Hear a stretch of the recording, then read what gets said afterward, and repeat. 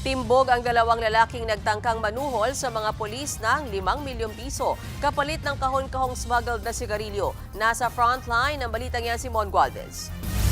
Kuha sa video ang lalaking ito na diretso pasok sa tanggapan ng PNP Highway Patrol Group sa Camp Olivas, Pampanga at kinausap pang isang pulis.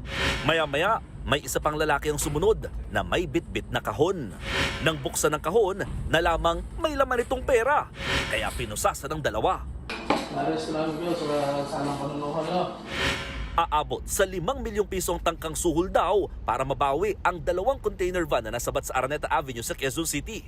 Sa loob ng mga container, nakalagay ang kahong-kahong sigarilyo na pinaniniwala ang smuggled. Nasa 143 million pesos ang halaga niyan.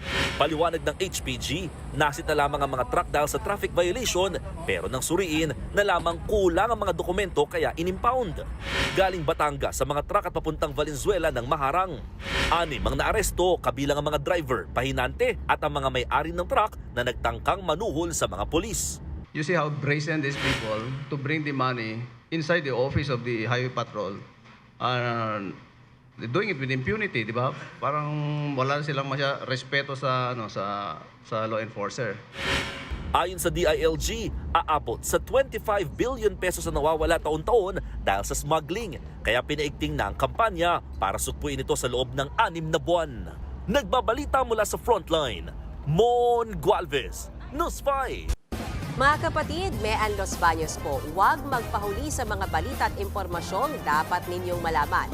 Para sa mas malawak na balitaan at diskusyon, mag-follow at mag-subscribe na sa social media pages ng News 5.